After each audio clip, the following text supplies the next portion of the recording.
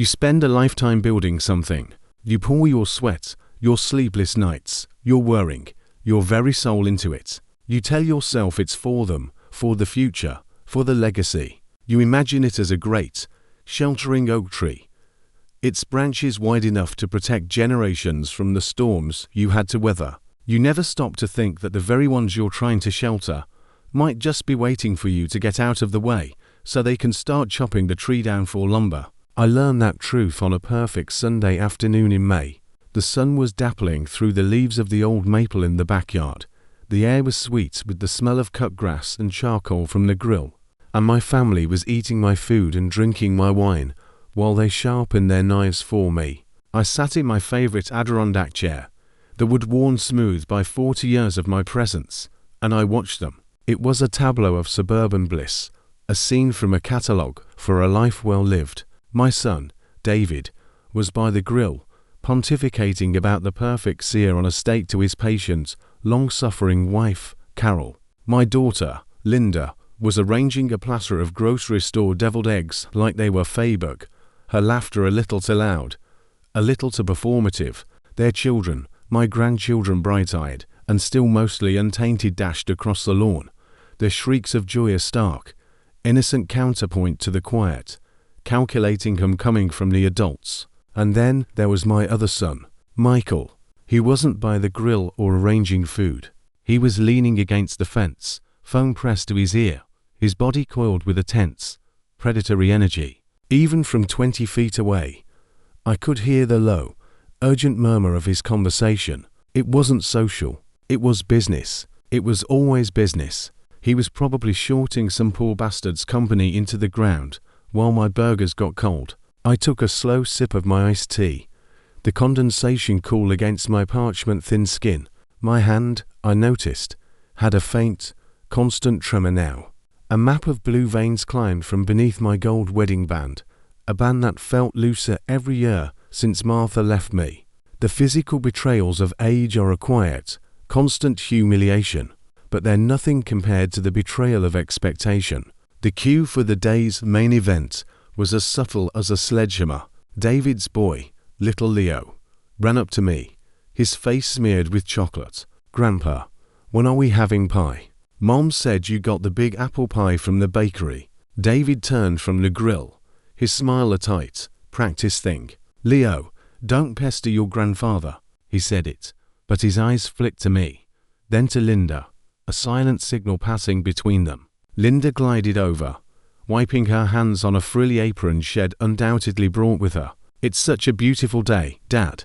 Perfect for a treat. Should I go bring it out? I can whip some cream." It was a ballet I'd come to know well. The gentle, guiding pressure.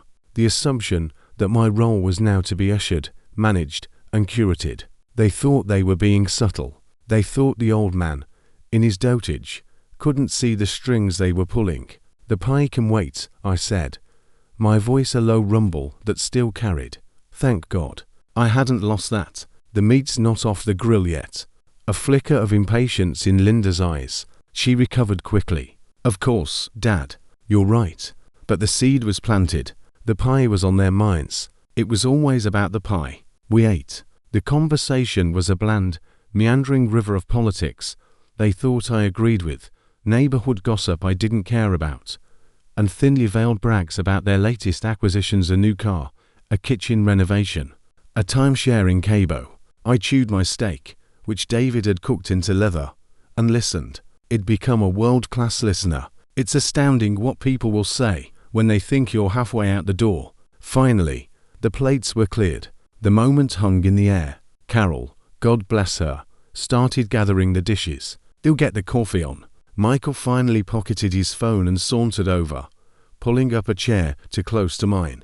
The scent of his expensive cologne fought with the smell of grilled meat. "So, Dad," he began, bypassing all preamble. That was Michael. "Get to the point. Close the deal. How was your meeting with Ed Brennan last week?" Everything squared away with the portfolio, and there it was. The first direct probe. Edward Brennan has been my financial advisor, my friend, and my confidant for 35 years. Our meetings were private, or they were supposed to be. I looked at Michael, at his sharp, handsome face, so like his mother's, but without any of her warmth. His eyes were the color of a dollar bill. It was fine, Michael. He leaned in, his voice dropping to a conspiratorial level the others couldn't hear. Just fine. Come on, Dad. You've been looking tired lately. Stressed. I told you. Let me take a look at things. This old school stuff, bonds, dividends, it's not how the game is played anymore. You're leaving a lot on the table. I could restructure it all. Make it work harder for you. For us. For us. The two most telling words in the English language. I'm comfortable with Ed, I said, non-committally. His smile didn't reach his eyes. Sure. I get it. Loyalty. It's a noble trait. He said it like it was a congenital disease. But just think about it. No pressure. Carol brought out the pie. It was indeed a magnificent thing. Deep dish, golden brown. Lattice top perfectly crisped. She set it in the center of the table with a flourish. A silence fell over the family. It was almost religious. They looked at that pie not as a dessert, but as a symbol. The physical manifestation of the Hayden fortune. The thing they were all counting on to erase their own poor choices. Their debt. Their mediocrity. Linda brought over the cake knife. The silver one with the bone handle that had been Martha's. She held it out to me. Here you go, Dad. You do the honors. I looked at the knife, then at their faces, all turned toward me, masks of eager anticipation carefully in place. This was the ritual. I cut the pie. I served them. I provided. A weariness settled deep into my bones. A cold that had nothing to do with the spring air. Martha and I. We'd started with nothing. I'd built my construction business from a single beat-up truck and a loan from her father. A man who'd looked at my calloused hands and ambitious eyes and seen something worth betting on. We'd scrimped. We'd saved. We'd put every spare dollar back into the business. We'd built Hayden and Sons not just for us, but for the sons the name promised. And when I sold it, when I took that final, massive check and walked away, I'd felt like a king. I'd done it. I'd built the oak tree. I'd filled the pie to bursting. But sitting there, with the knife in my hand, I didn't feel like a king. I felt like a carcass, and the vultures had arrived for the feast. I took the knife. My hand trembled, just a little. I saw David notice it. He exchanged a glance with Linda. A look of pity, of concern. The concern of a farmer for a prize milk cow that might be going dry. I plunged the knife into the center of the pie. It made a satisfying crunch. I sawed out a slice, a generous one, and slid it onto a plate. I looked up, meeting Michael's expectant gaze. I held his eyes for a moment, then turned and handed the plate to little Leo.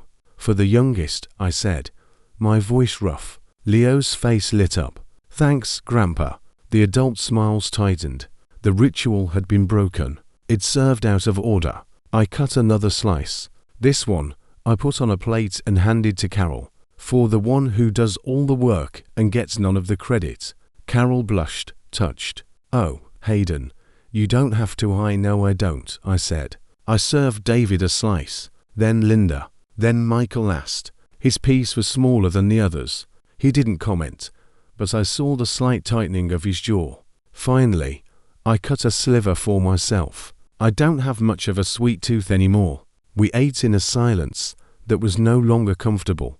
The pie was delicious, sweet and tart, and spiced with cinnamon. They devoured theirs. I picked at mine. It was David who broke, of course. He was the oldest, the one who saw himself as the patriarch in waiting. He couldn't help himself. This is great, Dad, he said, through a mouthful of pastry. Really hits the spot. You know, it reminds me of that apple pie Mom to make. Mom's was better, Linda chimed in, her voice syrupy with false nostalgia. Remember, Dad, shed used that crumb topping. I remember, I said, my tone flat. David cleared his throat. Speaking of Mom and, well, the past, it got me thinking.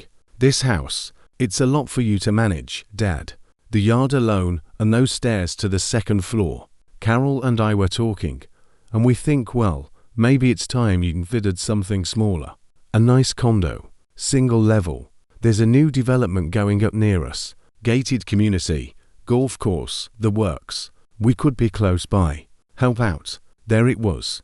The first move on the board, secure the prime real estate. The house on Elm Street, paid for in full in 1982, was the first and most tangible chunk of the pie. Linda jumped in, not to be outdone. A condo. Dad would hate a condo. All those rules. No. What he needs is a mother-in-law suite. We've got plenty of room. The kids would love having Grandpa around all the time. She was offering a gilded cage. It'd be a live-in babysitter, a pet to be cared for and, more importantly, monitored. Michael snorted, wiping his mouth with a napkin.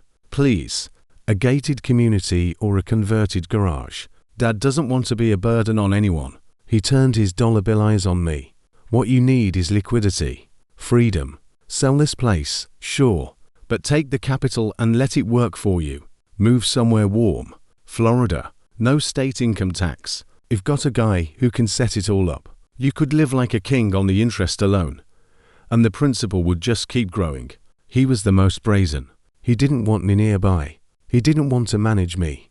He wanted me to liquefy my assets and hand him the bucket, so he could manage it for me, skimming his share off the top until there was nothing left. They all started talking at once, their voices overlapping, a symphony of greed disguised as concern. Property taxes are just going to keep climbing. At your age, you need to be practical. Think of your health, Dad. What if you fall? A diversified, aggressive growth strategy is the only way to. I let the noise wash over me. I looked from one face to another. David's pompous concern, Linda's cloying manipulation, Michael's cold avarice. My children, the heirs to the Hayden name, the sons I had built my empire for. They weren't seeing me. They were seeing a balance sheet, a will, a pie to be divided, a cold, hard knot formed in my gut, a seed of an idea that began to unfurl, dark and delicious. They were so sure, so entitled, so transparent. They wanted the pie. Fine. I would give them a pie. I would show them the most beautiful, perfect, mouth-watering pie they had ever seen. And then I would tell them it was poisoned. I set my fork down with a quiet click. The sound was small, but it silenced them. They all looked at me, waiting for my verdict on their brilliant plans for my life, my money, my home. I took a long, slow breath, letting the silence stretch, letting their anticipation build. I made sure my hand trembled just a little as I raised my iced tea glass to my lips. Then I spoke, my voice quiet, weary, layered with a sadness that was no longer feigned. I appreciate all your concern, I began, each word measured and heavy. I really do. It's good to know you're all thinking of me. I looked down at my half-eaten slice of pie, as if gathering my strength. I could feel them leaning forward. The truth is, I said, and my voice cracked just enough. A masterful touch, if I do say so myself. The truth is, I've been meaning to talk to you all about the future. David's face was a mask of solemn understanding. Linda reached out and patted my hand.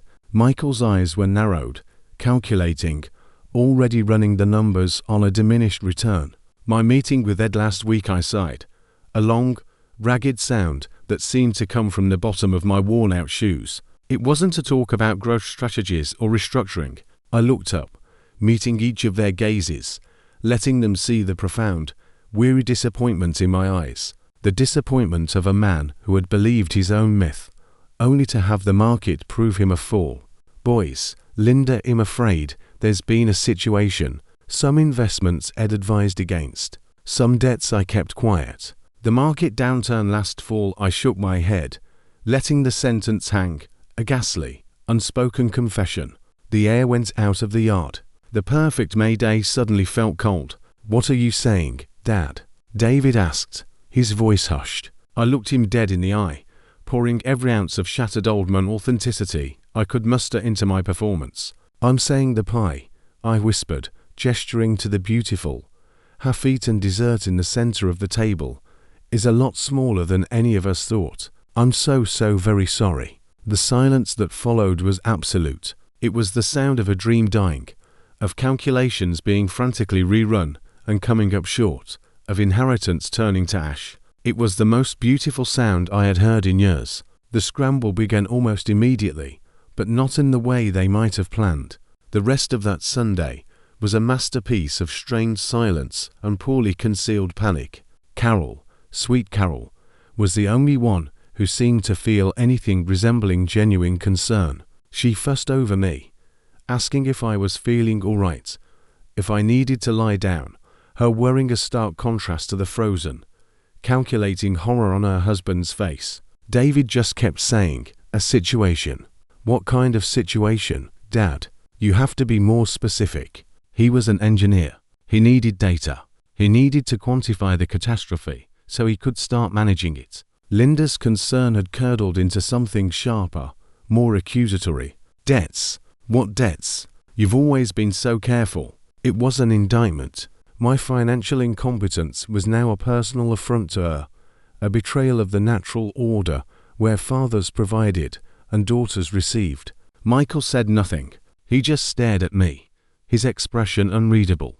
Head retreated behind those cold eyes, his brain working at 1,000,000 miles an hour, dissecting my every word, every tremor, every sigh. He was the only one who might see through it. He was a shark, and sharks can smell a single drop of blood or a single drop of bullshit in 1,000,000 gallons of water. I'd have to be careful with Michael. They left early, their goodbyes clipped and hollow. The pretense of a happy family gathering had been shattered, replaced by a cold, financial anxiety. They didn't see a father anymore. They saw a failing enterprise. The phone started ringing the next morning. It was David. "Dad, I've been up all night thinking. We need to get a full picture. I'm going to call Ed Brennan myself and set up a meeting. We need to see the statements, understand the exposure." "I'd prefer you didn't, David," I said, layering a thick coat of shame over my words. "It's humiliating. Ed has been a good friend. To have him know how badly I've mismanaged things, this isn't about pride. Dad," he snapped, his patience already worn thin. "This is about damage control. We need to know what we're dealing with." "We?" I asked softly. He sputtered for a moment. "The family, Dad. We're in this together." What he meant was his family's share. His kids' college fund, his mortgage, his retirement, his slice of the pie. I told him I'd think about it and hung up. Linda called an hour later. Her approach was different. It was the concerned daughter again, but the edge was there, just beneath the surface. "Daddy," she began, using a term she hadn't used since she was 10 and wanted a new pony. "I'm so worried about you. This stress can't be good for your heart. Why don't you let me come over? We can go through your mail together, make a list of what's owed. I'm great with numbers. We can make a plan. Maybe we can even consolidate some of this debt." She wanted to get her hands on the paperwork. She wanted to see the enemy firsthand. She wanted to know if there was anything left to salvage for her mother-in-law's sweet plan. I put her off, too, promising her we'd talk soon. Michael didn't call. He showed up at my door at exactly 11:30 a.m. He had a bag from my favorite deli. "Thought you could use a pastrami on rye," he said, striding past me into the house as if he owned it. He probably already had the blueprints drawn up for the condos he'd build on the lot. We sat at the kitchen table, the same table where he'd served the pie of lies less than 24 hours before. He didn't touch his sandwich. He just looked at me. "All right, Dad. Cut the crap." I raised an eyebrow, taking a bite of my pastrami. It was perfectly fatty. The boy knew my weaknesses. "Language, Michael. What's the real number?" he asked, his voice flat, devoid of any pretense of familial concern. "How bad is it?" I chewed slowly, savoring the meat, savoring the moment. "It's bad, son." Define bad. Are we talking a few bad baits, a margin call, or are we talking about the whole thing being gone? His voice was clinical, like a doctor asking if the patient was terminal. I looked out the window, letting my shoulders slump. There was a venture capital fund, promising stuff, green energy. Ed told me it was too risky. I went in anyway, heavily. It was a complete fabrication. I'd never touched venture capital. I'd never disobeyed Ed's advice in my life. It went Chapter 11 last month. Took a significant portion with it. How significant? "Enough," I said, my voice a hoarse whisper. "And the debts?" "Leveraged," I said, using a word I knew he'd understand. I used some assets as collateral, to try and, well, to recoup. A fool's errand. Michael leaned back in his chair, steepling his fingers. He didn't look angry. He looked intrigued. A new problem to solve. A burning building, and he was figuring out what he could salvage from the wreckage. Okay, he said, more to himself than to me. Okay, this isn't the end of the world. We need to get power of attorney, immediately, before any creditors get any bright ideas. We need to lock everything down, see what's encumbered, and what's free and clear. The house, I nodded, a slow, pathetic dip of my head. The house is part of it. A flash of genuine anger finally crossed his face. Head wanted to sell the house clean. Christ, Dad. I said I was sorry, I mumbled. He stood up, abandoning his sandwich. Sorry doesn't fix it. I'll have my lawyer draw up the POA papers. He'll need you to sign them. Today. So soon? I asked, feigning shock. There's no time to waste when the ship is sinking, he said, his voice cold. You should have come to me sooner. I could have stopped this. That was the killer, the unshakable arrogance. He believed, truly believed, that he was smarter, faster, better than me, that my life's work was just a poorly managed fund that he could have optimized. He left, and I finished my sandwich alone at the table. The game was in motion. They were scrambling. The vultures weren't just circling anymore, they were landing, squawking, fighting over the best pieces of the carcass. Over the next week, the pressure intensified. David and Linda formed a fragile, hostile alliance against Michael. They called me constantly, warning me against signing anything Michael put in front of me. Hell, strip everything for parts, Dad. David insisted. You'll be left with nothing. Let me handle this. I'm the eldest. It's my responsibility. Linda took a softer approach. Michael has always been so ruthless, Daddy. He doesn't care about family. He only cares about money. Let me help you. We can protect what's left together. I played the frail, confused old man to perfection. I waffled. I promised David I wouldn't sign Michael's papers. I promised Linda I'd let her look at the books. I told Michael his siblings were interfering. I pitted them against each other, feeding the chaos, watching the bonds of family strain and snap under the weight of their own greed. It was a hideous, beautiful spectacle. The family dinners stopped. The cheerful checking calls ceased. Every communication was now a tense, encrypted message about financial survival. They stopped asking about my health, my well-being. Their concern had been a currency they'd been spending to get what they wanted. And now that the bank appeared to be broke, the spending stopped. The only one who still treated me like a human was Carol. She brought over a casserole one evening, her face etched with genuine worrying. How are you holding up, Hayden? She asked, sitting with me at the kitchen table. Really?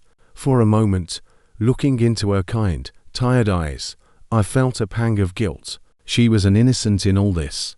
But the game was too far along.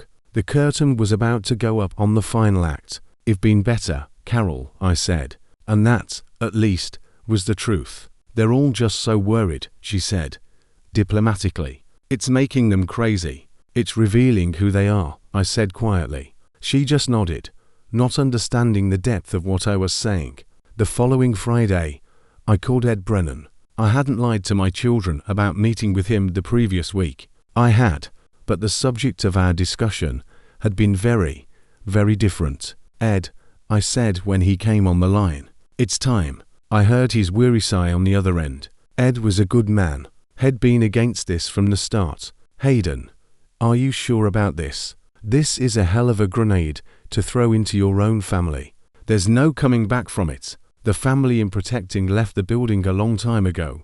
Ed, I said, my voice firm, all traces of the trembling old man gone. What's left is a pack of mercenaries waiting for the payday. I'm just giving them a taste of their own medicine. It's your medicine to administer, he said, reluctantly. The trust is airtight, just as you instructed. The triggering conditions are met. My God, Hayden, the conditions, they met them all by themselves. Ed, I said, looking out at my peaceful, empty backyard. I just set the stage. What do you want me to do? Call them, I said. All three of them, individually. Tell them you've managed to secure a meeting with the principals of the the Heritage Stability Trust, Ed said, his voice dripping with professional disdain for the whole theatrical production. Right.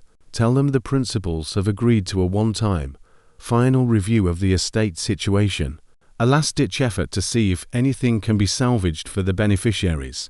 Make it sound grim. Make it sound like this is their one and only chance to plead their case for scraps.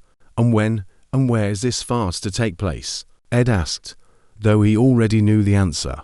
My house. Tomorrow, 10 a.m. sharp. I allowed myself a small, cold smile. Tell them it's time to talk about the pie. The silence in the wake of their departure was thicker than the pie's filling had been. It was a living thing, a presence in the house, heavy with the ghosts of their disappointment and the sharp, metallic tang of their fear. I sat in my chair for a long time after Carol's taillights had disappeared down the street, just listening to it. The old clock in the hall ticked away the seconds, each one a hammerfall on the coffin of their expectations. I felt nothing, not triumph, not yet, not guilt, though a sliver of it had pricked me when I looked at Carol. It was a hollow, clean feeling, the feeling of a field after a fire. Everything that was there is now ash, but the ground is clear, ready for something new, or for nothing at all. I got up, my joints complaining with a chorus of pops and creaks that rivaled the old house's settling noises. I took my plate and my glass to the sink. I washed them carefully, methodically, the warm water a small comfort on my skin. I was alone. I'd been alone since Martha passed, really. But this was a different kind of alone. This was a chosen isolation, a fortress of my own making, and I was about to raise the drawbridge for the final time. The phone began its symphony of anxiety early the next morning. It was David, of course, the eldest, the one who felt the weight of responsibility like a crown of thorns, had never asked for, but was desperate to wear. Dad, we need to talk. Seriously. His voice was stripped of its usual paternalistic tone. This was pure, unadulterated crisis management. About what, David? I said, layering a thick blanket of weary confusion over my words. About the situation, he hissed, as if saying the word too loud might summon a debt collector. Linda called me. She's a wreck. What were you thinking?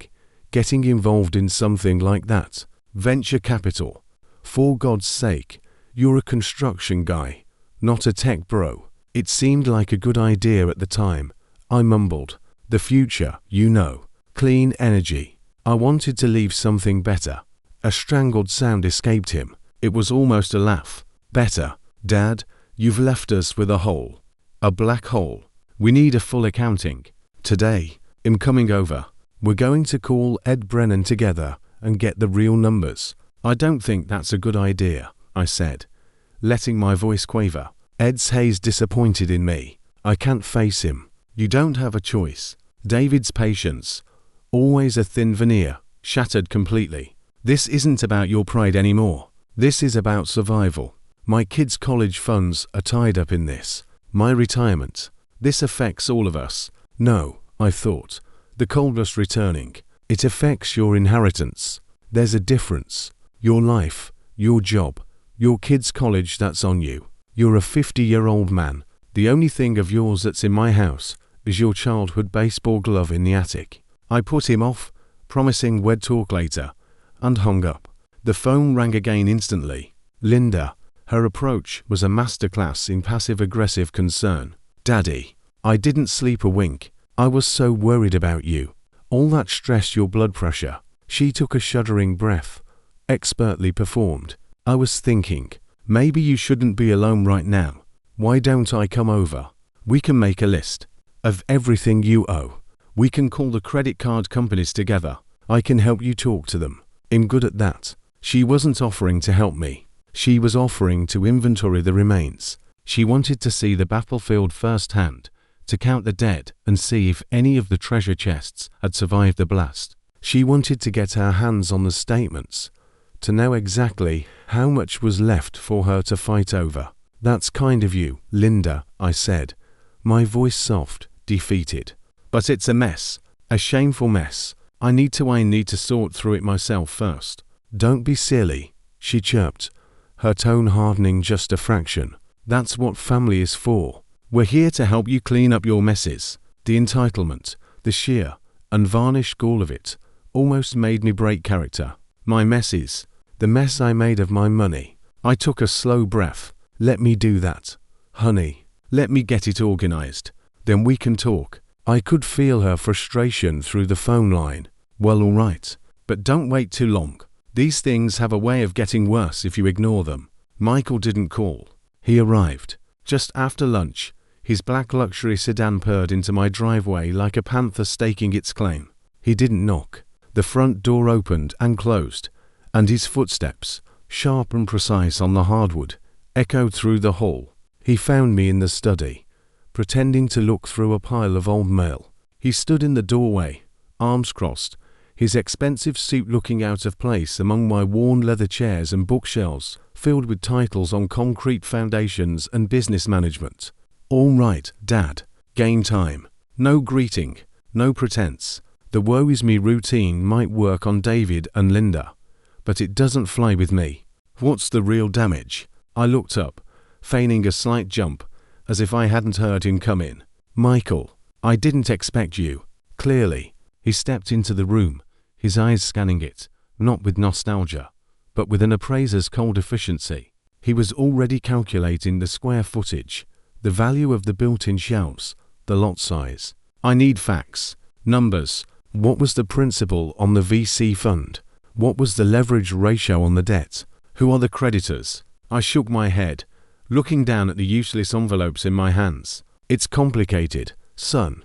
Uncomplicate, he said, his voice like ice. If had my guy do some digging. Ed Brennan's firm is tight as a drum. No rumors, no whispers of a major loss on any of their client accounts. Nothing.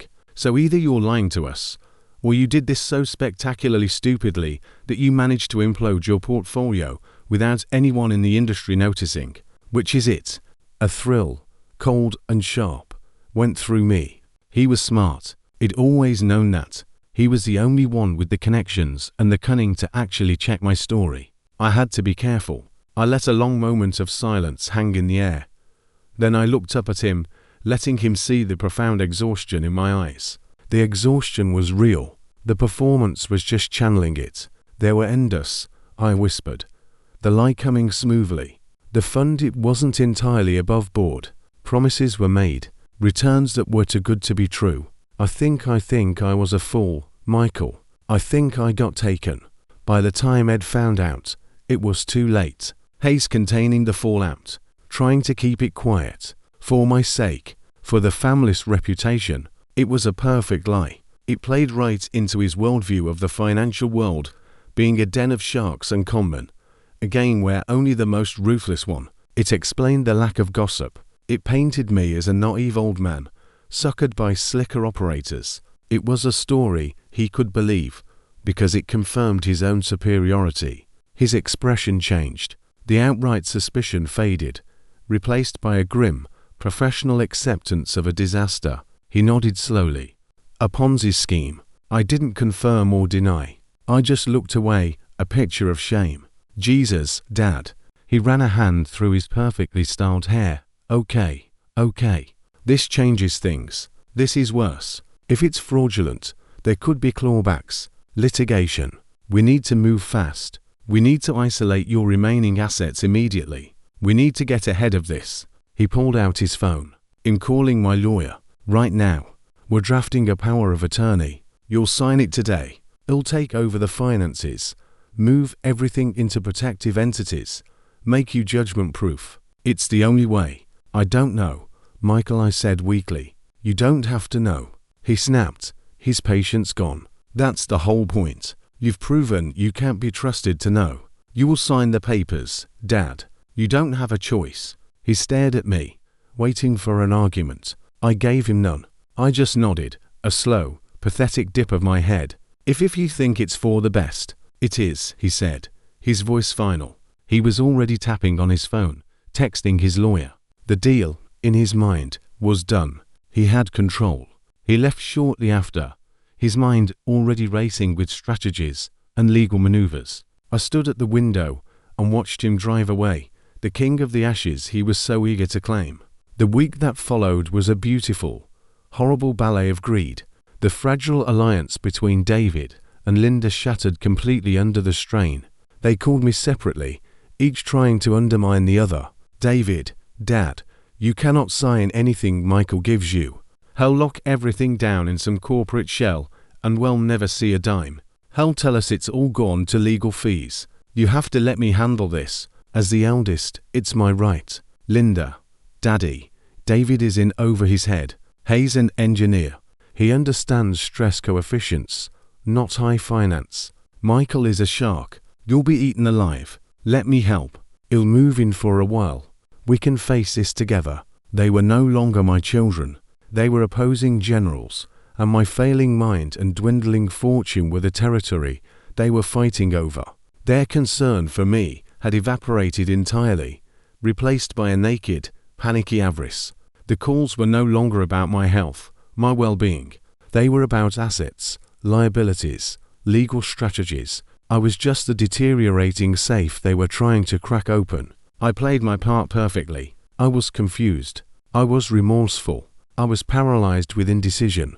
I told David I wouldn't sign Michael's papers. I told Linda I appreciated her offer, but couldn't ask her to uproot her life. I told Michael his siblings were making everything difficult. I fed the beast of their discord, and it grew fat and strong. The only light in the whole sordid affair was Carol. She came by again on Wednesday, this time with a pot of soup. She looked tired. "How are you holding up, Hayden?" she asked, her concern feeling like the only genuine thing in my life. "They're circling, Carol," I said. And that was no lie. She sighed, stirring her tea. "I know. David is Hayes not himself. Hayes obsessed. Hayes up all night on the computer, looking up bankruptcy laws, asset protection. Hayes not sleeping. He snaps at me and the kids. It's like Hayes already lost something. Hayes lost the idea of something," I said quietly. She looked at me, her eyes sad. "It's all just money, Hayden. It's not worth this. It's not worth tearing the family apart." I reached out and patted her hand. "You're a good woman, Carol. Too good for this family sometimes." She smiled, a weak, tired thing. "Hayes a good man. Underneath it all. Hayes just scared." I didn't answer. I wasn't sure I believed that anymore. Fear reveals the core of a person, and David's core, it seemed, was a desperate, grasping need for security that he confused with wealth. The final piece of the plan fell into place on Friday. I called Ed Brennan. "Ed," I said when he came on the line. "It's time." I heard his weary sigh on the other end. Ed was a good man. Had been my friend since we were young men building our lives from the ground up. Had been against this from the start. "Hayden, for the last time, are you sure about this? This is a hell of a grenade to throw into your own family. There's no coming back from it. You'll be the villain. The family you're trying to save left the building a long time ago." "Ed," I said, my voice firm, all traces of the trembling old man gone. "What's left is a pack of mercenaries waiting for the payday. I'm not the villain. I'm the gatekeeper. And the gate is about to slam shut. It's your medicine to administer," he said, reluctantly. "The trust is airtight, just as you instructed." "My God, Hayden, the conditions you set, they wrote the conditions themselves." "Ed," I said, looking out at my peaceful, empty backyard. "I just provided the pen. They've met every single one. The avarice, the pressure, the attempted power grabs, the lack of genuine concern for my welfare. It's all there. It's all documented. What do you want me to do?" "Call them," I said. "All three of them. Individually. Tell them you've managed to secure a meeting with the principals of the what did we call it? The Heritage Stability Trust," Ed said, his voice dripping with professional disdain for the whole theatrical production. "Right. Tell them the principals have agreed to a one-time, final review of the estate situation. A last-ditch effort to see if anything can be salvaged for the beneficiaries. Make it sound grim. Make it sound like this is their one and only chance to plead their case for scraps." "And when and where is this farce to take place?" Ed asked, though he already knew the answer. "My house. Tomorrow, 10 a.m. sharp." I allowed myself a small, cold smile. Tell them it's time to talk about the pie. The morning of the meeting dawned bright and clear. Another perfect day. I dressed carefully. I chose a crisp, blue button-down shirt and a pair of dark slacks. I didn't wear a suit. I didn't need that kind of formality. This wasn't a business meeting. It was our execution. I made coffee. A full pot. They'd need it. I set out cups, cream, sugar. I arranged chairs in the living room, not around the coffee table for comfort, but in a semicircle facing my armchair, a staging area, a courtroom. At 5 minutes to 10, Ed Brennan's sensible sedan pulled up. He got out, carrying a thick, legal-sized leather portfolio. He looked like an undertaker. He saw me through the screen door and gave me a long, grave look. I just nodded. He came in. They're going to hate you for this, Hayden. They already do, Ed, I said calmly. They just don't know it yet. They hate the idea of a me who doesn't provide for them. Today, they get to meet the real thing. At 10 o'clock on the dot, David's SUV crunched into the driveway. He got out alone. No Carol. Good. Had left his conscience at home. He was dressed in what I called his serious meeting clothes, khakis, and a polo shirt, trying to look capable, responsible. The beleaguered eldest son. He came in, his face a mask of grim determination. He nodded at Ed. Ed, thanks for setting this up. Then he looked at me. Dad. It was an acknowledgement, nothing more. He didn't ask how I was. He sat down on the edge of a sofa cushion, back straight, ready for battle. A moment later, Linda's minivan arrived. She emerged, looking flustered and dramatic, carrying a large notebook and a pen. If she were a court reporter, she was playing the part of the organized, concerned daughter, the family historian here to document the tragedy. She swept in, air kissing my cheek without making contact. Daddy. Oh, this is so awful. She nodded to Ed, gave David a tight, sisterly smile that didn't reach her eyes, and sat as far from him as possible, opening her notebook with a flourish. We waited. The silence was tense, charged. David checked his watch. Linda tapped her pen. At 10:05, the roar of Michael's sports car announced his arrival. He strode in, wearing a razor-sharp black suit, carrying nothing but his phone. He was the busy, important dealmaker, gracing us with his presence. Sorry I'm late, he said, not sounding sorry at all. He nodded at Ed. Brennan. He ignored David and Linda completely and fixed his gaze on me. Let's make this quick. I've got a closing at noon. The players were all present. The stage was set. I looked at them. These three strangers who shared my DNA. The worried eldest, the dramatic daughter, the ruthless youngest. They were so focused on the disaster, on the crumbs they hoped to scavenge, that they didn't see the truth sitting right in front of them. Ed Brennan cleared his throat, opening his leather portfolio. The sound was like a gavel falling. Thank you all for coming on such short notice, he began, his voice the calm, professional drone of a man who has delivered bad news for a living. As you know, your father's financial situation has become complex. We know it's a disaster. Ed, David interrupted, unable to contain himself. We need to know how deep the hole is. What are we looking at? Can we save the house? Is there anything left at all after the debts? Ed held up a hand. David, please, let me explain. The situation is not quite as straightforward as debts and assets.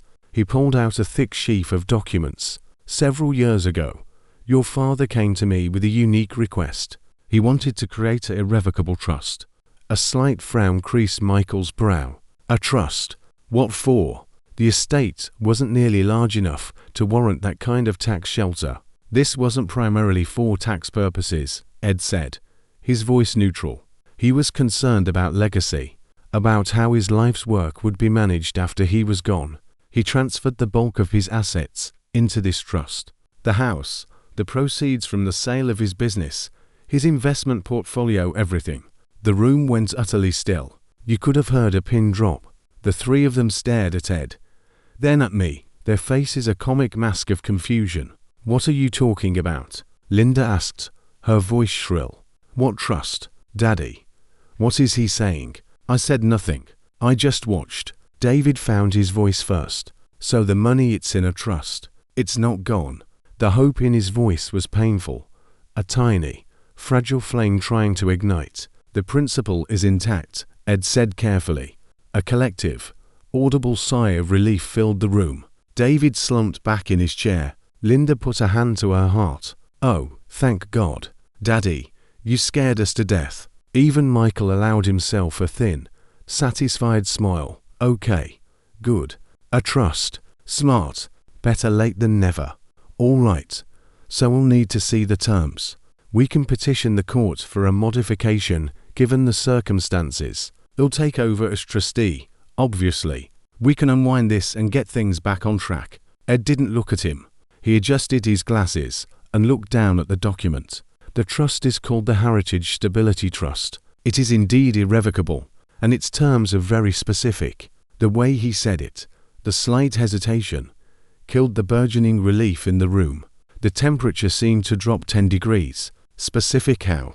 Michael asked, his voice losing its confident edge. Ed took a breath. The trust was designed not just to preserve the capital, but to ensure it was passed on in a way that reflected your father's values. Its dispersal to the beneficiaries, the three of you, is contingent upon certain conditions being met. Linda leaned forward. Conditions? What conditions? Ed began to read from the document, his voice dry and precise. Condition 1.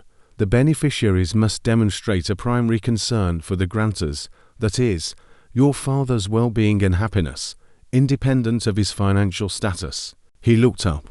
No one spoke. David's face had gone pale. Condition 2. The beneficiaries must not attempt to exert control over the grantor's assets, person, or decision-making process prior to his passing. Linda's pen had stopped tapping. She was staring, open-mouthed. Condition 3. The beneficiaries must maintain harmonious and supportive relationships with each other, acting in the collective best interest of the family unit, as determined by the trustee. Michael had gone very still. His eyes were locked on Ed, cold and dangerous. The role of trustee, Ed continued, is held by myself, with a successor trustee appointed by the Bar Association. The trustee is empowered to monitor the beneficiary's conduct, and I have been monitoring. He reached into his portfolio and pulled out a small, black digital recorder. He set it on the coffee table. It looked like a spider. The trust agreement allows for the recording of conversations with the grantor for the purpose of evaluating compliance with the terms. He pressed play. David's voice, tinny but clear, filled the room. This isn't about pride, Dad. This is about survival. My kids' college funds are tied up in this. My retirement. This affects all of us. Click. Ed stopped the recording. He looked at David, whose face was a blotchy, horrified red. The trustee determines that the primary concern expressed here for the beneficiary's own financial security, not the grantor's well-being. Condition 1, not met. He pressed another button. Linda's voice, sweet and manipulative. Why don't I come over? We can go through your mail together. Make a list of what's owed. Maybe we can even consolidate some of this debt. Click. An attempt to exert control over the grantor's assets and decision-making process. Condition 2, not met. Another button. Michael's voice, cold and imperative. You will sign the papers, Dad. You don't have a choice. Click. A clear attempt to coercively control the grantor's decision-making. Condition 2, not met. And finally Ed said, his voice dropping, the hostile and adversarial communications between the beneficiaries themselves, each attempting to undermine the others to gain individual advantage, demonstrates a wholesale failure of Condition 3. The silence in the room was absolute. It was the silence of a tomb. David was staring at the floor, his jaw working. Linda had her hand over her mouth, her eyes wide with disbelief. Michael was staring at me, a look of pure, undiluted hatred on his face. He understood first. He saw the trap. You, he breathed, the word a venomous curse. You did this. I finally spoke. My voice was quiet, but it filled the room, calm and steady. No tremor, no weakness. I protected my legacy, I said. I wanted to see what you were made of. I wanted to see if you loved your father, or just his money. You set us up, David shouted, lurching to his feet. His face was purple with rage and humiliation. You lied to us. You made us think we were ruined. I presented you with a test. I corrected him, my voice even. And you failed. Spectacularly. All of you. The second you thought the money was gone, I stopped being your father. I became a problem to be managed, a mess to be cleaned up, a safe to be cracked. It was a trick, Linda wailed, tears of self-pity starting to flow. A cruel, horrible trick. How could you? How could I? I looked at her, and for the first time, I let them see the cold disappointment I felt. I listened to you. 4 years. I listened to you talk about my house, my money, my will, as if it were already yours. I watched you measure my life expectancy in your investment plans. This wasn't a trick, Linda. This was a revelation. Ed Brennan cleared his throat again. The terms of the trust are clear. Upon the grantor's passing, the entire corpus of the trust, the principal, and all accrued interest will be liquidated and donated to the Martha J. Hayden Foundation, a charitable organization dedicated to funding vocational scholarships in the construction trades. The air left the room in a collective gasp. Martha's name had brought my wife into it. Their mother. The final, brutal twist. You can't do that, David yelled, turning on Ed. That's our money. Well, contest it. Well, take it to court. You are welcome to try, Ed said, his voice frosty. I assure you, the document is ironclad. It was drafted by the finest estate litigation team in the state. You will spend a fortune in legal fees and you will lose. The trust is designed to be contest-proof. Your father's wishes, based on your documented behavior, are unequivocal. Michael hadn't moved.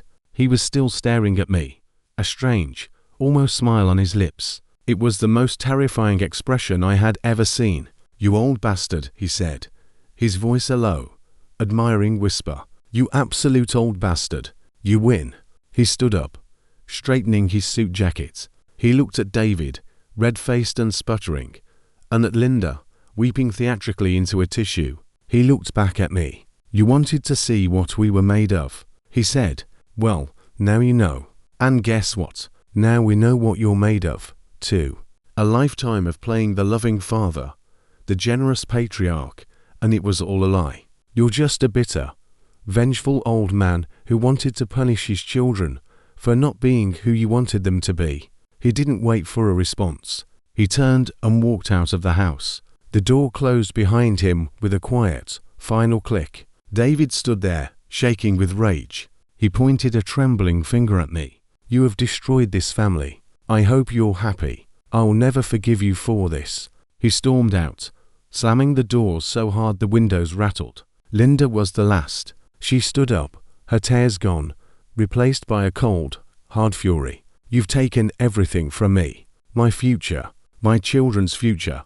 And for what? A lesson, she sneered, her ugly expression on her pretty face. I hope you live a long, long time, Daddy. I hope you sit in this big, empty house, all alone, with all your precious money. And I hope you enjoy it. She followed her brothers out. The sound of their cars starting and speeding away faded into the distance. And then there was silence again. The same silence from a week ago. But now it was different. It was complete. Ed Brennan slowly gathered his papers, placing the recorder back into his portfolio. He didn't look at me. Well, he said finally, it's done. It's done, I agreed. He stood up. For what it's worth, Hayden, I think you've made a terrible mistake. I didn't make it, Ed, I said, looking toward the door where my children had just disappeared from my life. They did. A long time ago. I just finally made them face it. He left without another word. I sat alone in my chair, in the quiet living room. The sun streamed through the windows. It was, still, a perfect day. I felt the hollow feeling again. The field after the fire. I had wanted to protect my legacy. I had wanted to teach them a lesson. I had wanted to punish their greed. I had succeeded. And as I sat there in the profound, echoing silence, I wondered if the price of that success was the last, tiny piece of my soul I had left. The vultures were gone, chased away for good. But they had taken something with them. They had taken the noise, the chaos, the hope, the terrible, beautiful burden of family. All that was left was the money, and the silence, and me. The silence after they left was different from the one before. That first silence had been heavy with their shock, their rage, their disbelief. This new silence was absolute. It was the silence of a field after a battle, where nothing remains but the scorched earth and the dead. Ed Brennan finished placing the last of his papers into his leather portfolio. The click of the latch was deafening in the stillness. He didn't look at me. He couldn't. My oldest friend in the world, the man who had helped me build my fortune, couldn't bring himself to meet my eye. "Well," he said to the bookshelf, his voice husky. "It's done. It's done," I agreed. My own voice sounded strange to my ears. Calm, empty. He finally turned, his face a landscape of regret. "For what it's worth, Hayden, I think you've made a terrible mistake. You've burned every bridge you have. For what? To prove a point." "I didn't make the mistake, Ed," I said, my gaze drifting toward the front door, through which my children had just exited my life. "They did. A long time ago. I just finally made them face it. And the point wasn't to prove anything to them. It was to prove it to myself." "And what did you prove?" he asked, his tone edged with a frustration he'd been holding back. "That you could make them as miserable as they made you. Congratulations. You win." He didn't wait for a reply. He walked out, closing the door softly behind him, a far more devastating exit than any of their slamming ones. The final adult had left the room, leaving me alone with my victory. I sat in my armchair for a long time. The sun climbed higher, streaming through the bay window and illuminating the dust motes dancing in the air. The house was so quiet I could hear the low hum of the refrigerator from the kitchen. I could hear the blood rushing in my own ears. I had done it. I had executed my perfect, terrible plan. I had watched their faces crumple, seen the avarice turn to ash in their mouths. I had heard the death rattle of their expectations. I had protected Martha's memory from their grubby hands. I had won. So why did I feel like I was the one who had been dismantled? "You killed him," Miles had said to his wife in the story I'd overheard. "The man who trusted you completely. He's gone." I looked around my living room, at the photographs.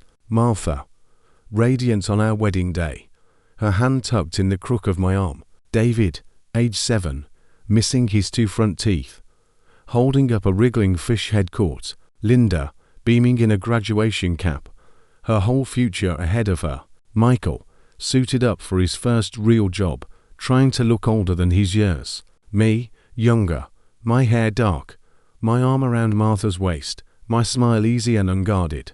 The man in those pictures was gone, too. The trusting father, the generous patriarch, the man who believed his legacy was his children. I had killed him just as surely as Sandy had killed her husband's trust. I had orchestrated his murder. I had wanted to teach them a lesson about family, about love, about what truly mattered.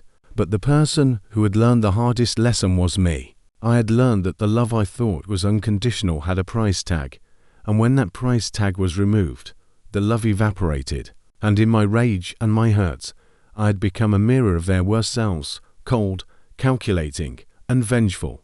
The hollow feeling in my chest wasn't triumph. It was grief. It was the grief for the family I thought I had, for the future I had imagined for them, for the man I used to be. The days that followed were the longest of my life. The silence became a permanent resident. It ate meals with me. It sat in Martha's chair across from me. It slept in the empty space of the bed beside me. I was a king in an empty castle, surrounded by all the treasures I had fought to protect, and I would have traded every last cent for 5 minutes of the noisy, chaotic, loving chaos I had incinerated. The phone did not ring. My cell phone, a sleek little device Michael had insisted I get in case you fall, Dad, had said, though we both knew it was so he could check up on me, remained dark and silent. No texts asking how I was, no calls from Linda pretending to care, no emails from David with links to articles about reverse mortgages or assisted living facilities. They were gone. I had succeeded in driving them away, permanently, A week after the meeting, a formal, legal-looking letter arrived from Ed's office. It was a copy of the trust documents for my records. Paper-clipped to the front was a sticky note in Ed's precise handwriting. As requested, no further communication from the beneficiaries. The beneficiaries, that's what my children were now. Not my son and daughters. Beneficiaries. And they had failed to qualify. I tossed the envelope on my desk, unopened. I didn't need to read it. I knew the terms by heart. I had written them. Another week passed. The weather turned warmer. The lawn needed mowing. For 40 years, I'd done it myself, finding a simple peace in the mindless drone of the engine, the smell of cut grass. Now, the thought of pushing the mower up and down the slope seemed Herculean. David used to offer to do it. "It'll come by Saturday. Dad, don't worry about it." Had said it just a month ago. It brushed him off. "I'm not an invalid yet," I'd grumbled. Now, I stood at the window, looking at the overgrown grass, and I felt every one of my 78 years. I was an invalid, not of body, but of spirit. I was a lonely old man in a house that was too big, too quiet, too full of ghosts. I thought about calling a service. There were kids in the neighborhood who did lawns, but the idea of some stranger riding over my lawn, over the spot where he'd taught David to throw a baseball, where Linda had set up her lemonade stand, where Michael had done whatever Michael did, it felt like a violation. In the end, I did it myself. It took me 2 days, with long breaks in between to catch my breath and rub the ache out of my lower back. As I put the mower away, my hands blistered and my shirt soaked with sweat, I felt a pathetic flicker of pride. I could still do it. I didn't need them. The thought was as hollow as the feeling in my chest. The isolation was the worst part. I had always been a self-sufficient man, content with my own company. But this was different.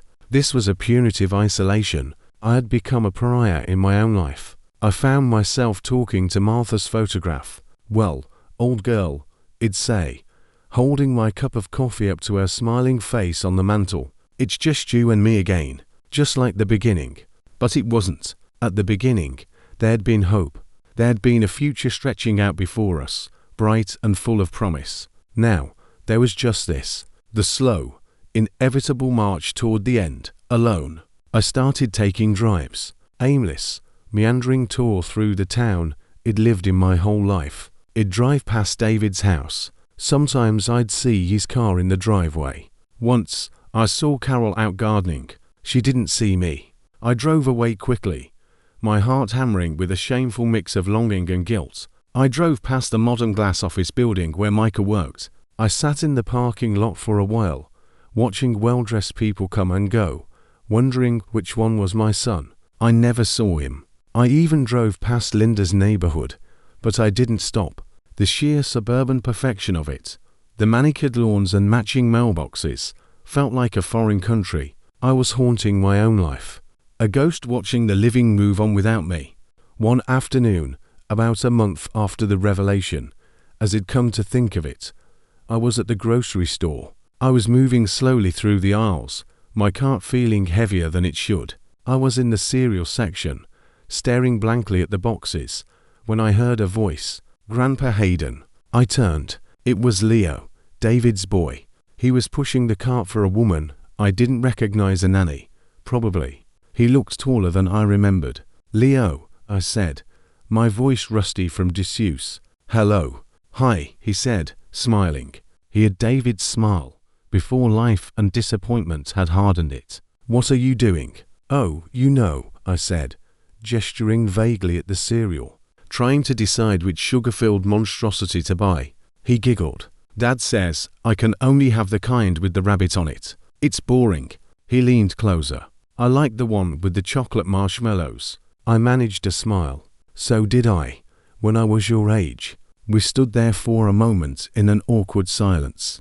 The nanny hovered a few feet away, pretending to examine oatmeal. How is school?" I asked, grasping for something, anything to say to my own grandson. "It's okay. We're learning about frogs." His face lit up. "Did you know a group of frogs is called an army?" "I did not know that," I said, and I genuinely enjoyed the fact. An army of frogs. That sounds dangerous. He laughed again, a beautiful, uninhibited sound that echoed in the stall aisle. Then his smile faded a little. We haven't seen you in forever. Dad said you were really busy. The words were a knife to the gut. Busy. That was the story they were telling. The lie to cover the ugly truth. Yes, I said, the word ash in my mouth. If been busy, well, I hope you're not too busy to come to my birthday party, he said. His tone matter of fact. It's next Saturday, at the bowling alley. Mom said I could invite 10 friends. You can come too. You don't count as a friend. You're family. So it's okay. The simple, innocent invitation was the most painful thing I had ever heard. He had no idea. He had no concept of the war that had been waged, the lines that had been drawn. In his world, grandparents came to birthday parties. I looked at his hopeful, open face, and I saw everything I had sacrificed on the altar of my own righteousness. I saw the collateral damage. I'll have to check my calendar. Leo, I stammered, my throat tight. It sounds like a lot of fun. Okay, he said, seemingly satisfied. I gotta go. We need milk. Bye, Grandpa. He waved and trotted off after his nanny, leaving me alone in the aisle. Surrounded by brightly colored boxes of cereal I suddenly had no appetite for. I abandoned my cart right there and walked out of the store. I sat in my car for a long time, my hands gripping the steering wheel, staring at nothing. Leo's invitation played on a loop in my head. You don't count as a friend, you're family. But I wasn't family anymore. I had fired myself from the job. I had resigned from the position of grandpa. I had been so focused on punishing David, Linda, and Michael that I hadn't considered the grandchildren. Leo, Linda's 2 girls. They were losing their grandfather over a fight they knew nothing about. I was repeating the cycle of hurt, passing my bitterness down to another generation. For the first time since he'd conceived my revenge, a crack appeared in the wall of my certainty. Was I right? Had I been justified? Maybe. Probably. But was I happy? Was I at peace? The hollow ache in my chest gave me the answer. I drove home to my silent, spotless house. I went to my study, and I took the framed photograph of all of them off the shelf. David, Linda, Michael, their spouses, all the grandchildren, gathered around me at last year's Christmas dinner. We all looked happy. Had it been a lie? Or was it a truth that had since been broken? I didn't know anymore. I thought about calling Ed. I thought about telling him it'd changed my mind, that I wanted to dissolve the trust, that I wanted to give them their money and beg for forgiveness. But I couldn't. It wasn't just pride, though that was part of it. It was the certain knowledge that it wouldn't fix anything. The money would flow, and they would take it, and the relationships would remain broken, now layered with a new and permanent humiliation. They would never trust me again. They would always wonder what my next trick would be. The money would become a bandage on a severed limb, doing nothing to stop the fatal bleeding. I had wanted to teach them that money wasn't everything, and in doing so, I had made it everything. I had made it the central, defining factor of our relationship. I had become the bitter old man who held the purse strings, just as they had become the greedy children waiting for me to die. My revenge was perfect, and it had destroyed us all. The days bled into one another. Saturday came and went. I did not go to Leo's birthday party. I sat in my living room and imagined the sounds of laughter, the crash of pins, the singing. I hoped he had a good time. I hoped he didn't ask where I was. A few days later, another letter came. This one wasn't from Ed. It was from a law firm I didn't recognize. With a sense of dread, I opened it. It was a formal notice, a petition to the courts to have me declared mentally incompetent and to appoint a conservator to manage my affairs. The petitioner was Michael Hayden. The supporting affidavits were from David and Linda. I read the words, my hand trembling so badly the paper rattled. They cited my bizarre and erratic behavior, my paranoid delusions about my family's intentions, my financial mismanagement and susceptibility to scams, and the creation of a complex and punitive trust document contrary to my own best interests and the interests of my family. They were using my own revenge against me. They were weaponizing my performance of a confused, failing old man The evidence they cited was the very act I had put on for their benefit. They were arguing that the man who had outsmarted them was, in fact, losing his mind. The sheer, brutal brilliance of it took my breath away. Michael's hand was all over it. It was a masterstroke. If they could have me declared incompetent, they could have the trust overturned. They could get control. They would win. And the worst part was, they had a case. I had behaved erratically. I had lied about my finances. I had created a bizarre and punitive legal document. From the outside, it didn't look like a calculated revenge. It looked like the actions of a man slipping into dementia. I sank into my chair, the letter fluttering to the floor. I should have been furious. I should have been calling Ed, gearing up for a war. But all I felt was a profound, soul-crushing weariness. The battle was endless. It would now move to the courts. There would be medical evaluations, hearings, more lawyers, more accusations. They would drag my name and Martha's memory through the mud. They would air our family's filthy laundry in public. It would be ugly and brutal, and it would cost a fortune, eating away at the very inheritance they were fighting for. I couldn't do it. I was so tired. I left the letter on the floor. I didn't call Ed. I just sat there as the afternoon light faded into evening, then into night. I didn't turn on any lights. I sat in the dark, in the silence, and I let the truth wash over me. I had lost, not in the way I had anticipated. They hadn't stormed the castle and taken the treasure. They were smarter than that. They were going to have me declared the mad king in the tower, and they were going to take the kingdom out from under me for my own good. My perfect revenge had not only failed, it had backfired spectacularly. I had given them the ammunition to destroy me completely. The doorbell rang. The sound was so alien, so unexpected in the dark, silent house, that I jumped. Who could it be? It was after 9 o'clock. Ed wouldn't come without calling. It wasn't any of them. They wouldn't dare. I hauled myself out of the chair and shuffled to the front door. I didn't turn on the porch light. I peered through the peephole. It was Carol. She stood on my porch, her arms crossed against the evening chill, her face pale and anxious in the gloom. My heart thudded painfully against my ribs. What was she doing here? Had David sent her? Was this part of their new strategy? I unlocked the door and opened it a crack. "Carol, Hayden," she said, her voice soft. "I saw your car in the driveway. Can I come in for a minute?" I wanted to say no. I wanted to shut the door on the outside world and its complications. But it was Carol, sweet, kind Carol, who had brought me casseroles and worried about my well-being when her own husband was sharpening his knives. I opened the door wider. "Of course. Come in." She stepped inside, hugging herself. I flipped on the hall light, and she blinked in the sudden brightness. She looked tired, worn thin. "I was just out driving," she said, not meeting my eyes. "I needed to think. I saw your light was off, but your car was here. I just wanted to make sure you were okay." "I'm fine," I said automatically, the light tasting bitter. She looked at me then, really looked at me, and her eyes filled with tears. "No, you're not," she whispered. "And neither is he." She didn't have to say who he was. We stood there in the hallway, two casualties of a war we hadn't started. "Can I sit down?" she asked. I led her into the living room. She didn't comment on the darkness or the letter lying on the floor. She just sat on the edge of the sofa, her hands clasped in her lap. "He got the letter from the lawyer today," she said quietly. "The petition." I said nothing. I just waited. "He showed it to me. He was proud of it. He and Linda and Michael had a conference call. They were strategizing." She swallowed hard. I listened for a few minutes. It was horrible, Hayden.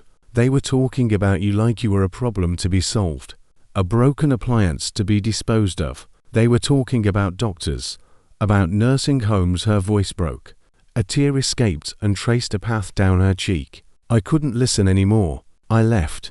I got in the car and I just drove. I ended up here. She looked around the room, at the photographs, at Martha's empty chair. This was always such a happy house. It was the one place where everything felt solid, real. Now it just feels sad. "I made it sad," I said, the words surprising me. I hadn't planned to say them. "You didn't do it alone," she said. her voice fierce with a sudden passion. They were awful to you, Hayden. 4 years. I saw it. I heard them. The constant comments about the house, the money, the will. It made me sick. I told David to stop, that it was disrespectful, but he wouldn't listen. He thought he was being practical.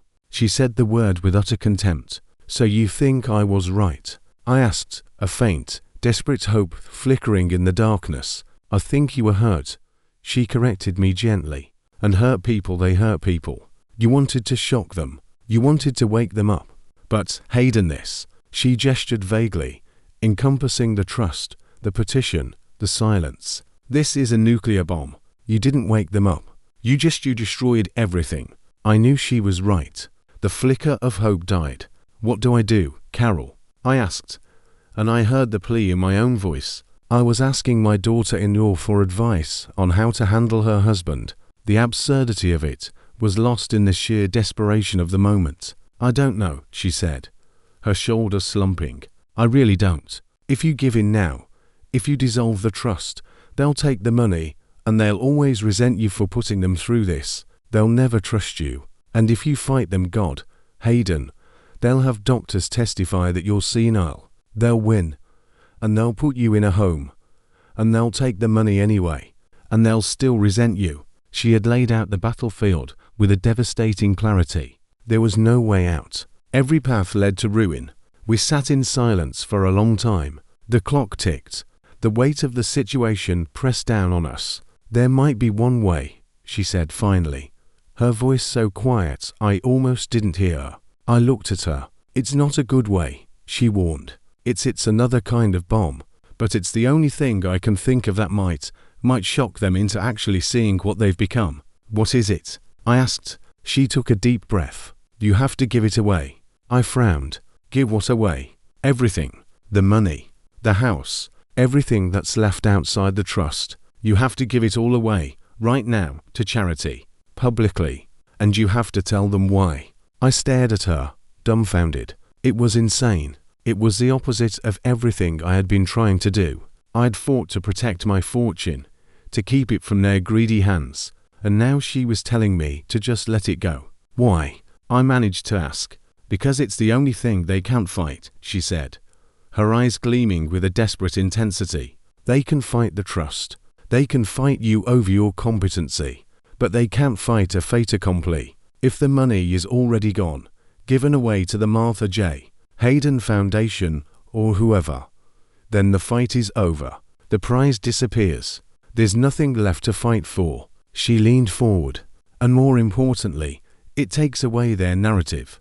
They're painting you as a crazy old miser.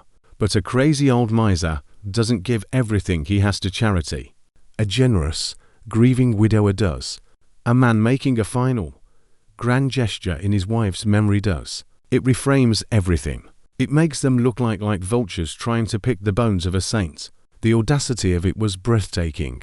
It was a checkmate move. It would irrevocably end the financial war. It would rob them of their victory and their villain. It would, as she said, reframe the entire story. But it would also leave me with nothing. No money, no house, no family. Where would I live? I asked, a practical question in the face of an existential one.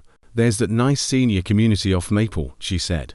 The one with the gardens. You could afford a nice apartment there with what's left from the sale. After you've given the rest away. It's small, but it's safe. And you wouldn't be alone. She was offering me a life raft. A small, humble, lonely life raft. But a raft nonetheless. The alternative was to go down with the battleship, fighting a war I couldn't win against my own children. I looked at Carol, this good woman who had shown me more compassion in this one conversation than her husband had in a decade. She was risking everything by being here, by telling me this. If David found out, why are you doing this, Carol? I asked softly. She looked down at her hands.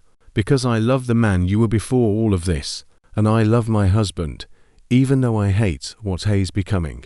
And I can't stand by and watch him and his siblings destroy their father for money. It's evil, Hayden, and it's wrong. And if I don't try to stop it, I'm complicit. Tears filled her eyes again. And for Leo. And for Linda's girls. I don't want them to grow up thinking this is what family is. I don't want them to learn that this is how you treat people you're supposed to love. In that moment, I saw the true legacy. It wasn't the money. It wasn't the house. It was the lessons we taught the next generation. I had taught my children that money was the most important thing, and they had learned the lesson too well. Now, I had a chance, a final, desperate chance, to teach them something else. To teach my grandchildren something else. It would be the ultimate revenge. Not a revenge of punishment, but a revenge of redemption. By letting go of everything, I would finally be free of it, and I would finally show them what it was worth. Nothing. It was worth nothing without family, without love, without honor. I looked at Carol and I nodded slowly. All right, I said, my voice firm for the first time in months. Let's do it. The next week was a whirlwind. I called Ed. He was, predictably, horrified. He argued, he pleaded. He called me every kind of fool. But I was resolute. When he saw I wouldn't be moved, his professional instincts took over. He helped me draft the documents. I would liquidate all my non-trust assets, the house, the cars, the remaining stocks and bonds. Every penny would go to the Martha J. Hayden Foundation, which would now be fully funded and operational, with a mission to provide scholarships for tradespeople, just as she would have wanted. I found an apartment at Maple Grove Senior Living. It was small, with a little balcony overlooking a garden. It was fine. We moved quickly, before David or the others could get an injunction. The sale of the house was arranged with a cashier Ed knew.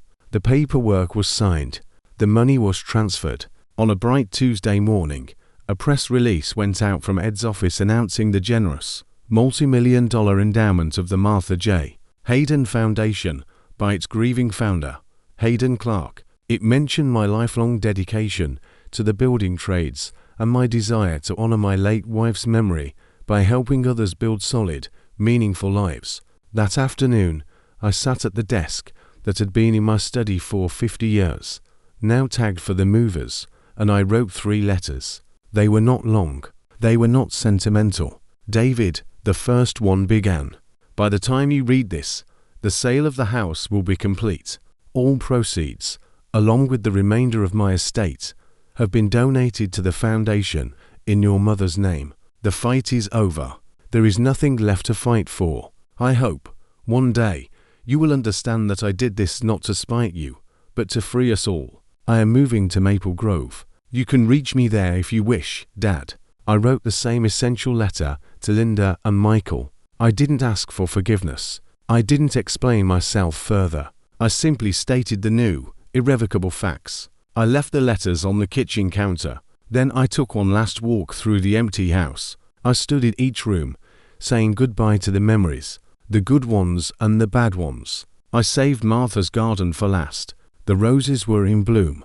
I cut one, a perfect yellow blossom, and put it in a glass of water. Then I got into my car, which was filled with 2 suitcases and a few boxes of personal items, and I drove away. I didn't look back. My new apartment was sterile and quiet. I placed the yellow rose on the small Formica table. It was the only spot of color in the beige room. I sat down. I waited. I didn't know what I was waiting for. For the phone to ring with their fury. For a visit from a process server. For the walls to close in on me. The phone did ring.